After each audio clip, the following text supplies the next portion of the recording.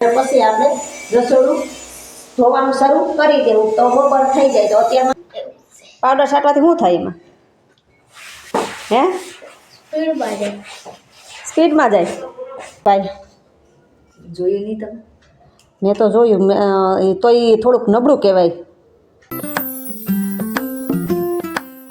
Hello YouTube family, કેમ છો બધા? મજામાં ને મજામાં જ રહેજો. અને સવારના જય માતાજી અને ગુડ મોર્નિંગ બધાને. અને આપણે જો કામે લાગવાનું છે હવે, કેમ કે રસોડું સાફ કરવાનું છે આજે. તો રસોડામાં આખો દિવસ થાય તો એટલું તો વાસણ ઉતારી લીધું છે અને હિંચકા ઉપર આપણે રાખી દીધું છે, કેમ કે નીચે કોઈને નડે નહીં ને એટલા માટે. એટલે એટલું તો આપણે ઉતારી લીધું છે.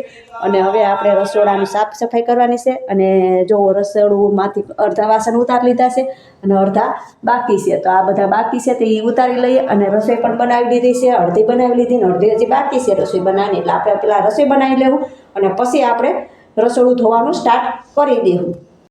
તો હવે રસોડું આપણે સાફ થઈ ગયું છે અને ધોવાનું બાકી છે, પણ પહેલાં આપણે વાસણ ઉટકી નાખીએ બધા. અને વાસણ ઉટકી અને પછી આપણે રસોડું ધોવાનું શરૂ કરી દેવું તો બપોર થઈ જાય. તો અત્યારમાં તો જો ઠંડી તો ત્યાં નહીં, પણ તોય આપણે ઠંડુ પાણી ઠંડુ બધું થાય છે તો આપણે બીમાર પડીએ. એ કરતાં પહેલાં આપણે વાસણ ઉટકી નાખીએ તો તડકા જેવું થઈ જાય. તો તડકો થઈને તો પછી આપણે બપોરે 12 વાગ્યાના ગાળામાં રસોડું ધોઈ નાખીએ.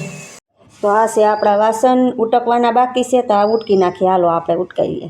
તો દક્ષ આવી ગયા છે ટ્યુશનમાંથી. દક્ષ શું કરાવ્યું લેસનમાં?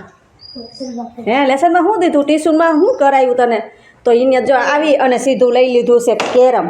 અને હવે કેરમ રમવા વર્ગી જાય હમણાં. અને સ્કૂલે જવાનો ટાઈમ છે પણ હવે એ અત્યારે કેરમ રમશે.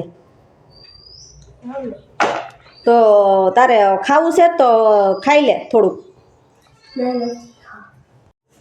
પાવડર લઈ લીધો ને હવે પાવડર છાંટે કેરમમાં. કાકરી આમ લીસી થઈ જાય કેરમ તો કાકરીને મજા આવે ને, આમ ઘાયે ઘા ઓલામાં વહી જાય. કા હે એવું છે કે આ કંઈ અલગ બીજું છે એમાં કેરમને? પાવડર છાંટવાથી શું થાય એમાં હે?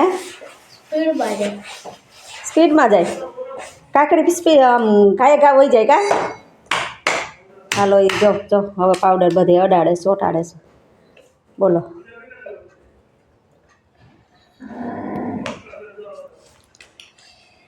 કેટલીક કાકરી છે એમાં? કેટલી હતી કાકરી? જો હવે કંઈક તો કેમ કરે કાકરીને પણ લીસી કરે.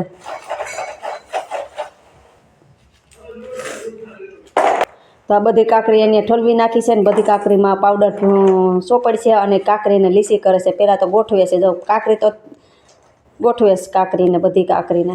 તો હવે આપણે વાસણ ઉટકી નાખીએ અને પછી આપણે વરગીએ રસોડું ધોવામાં.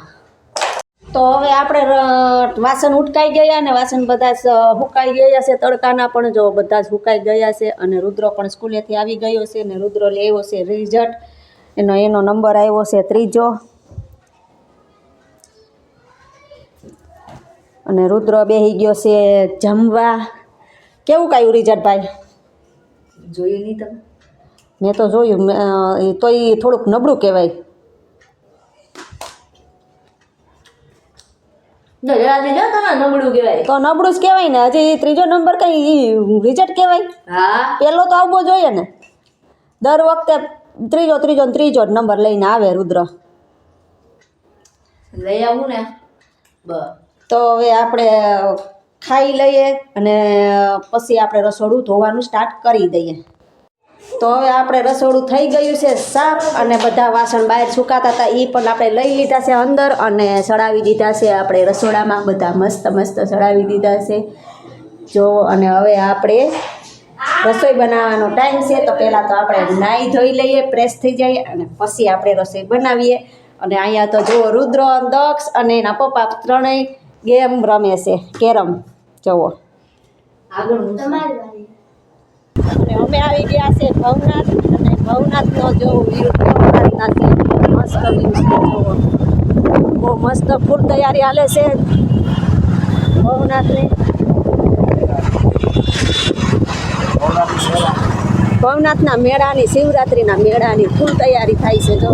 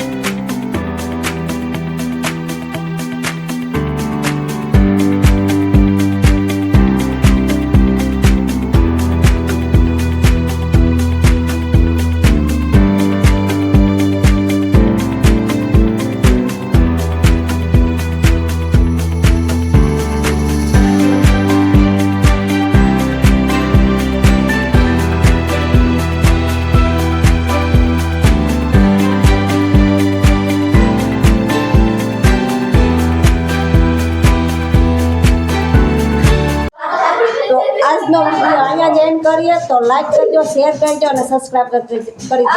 Bye bye.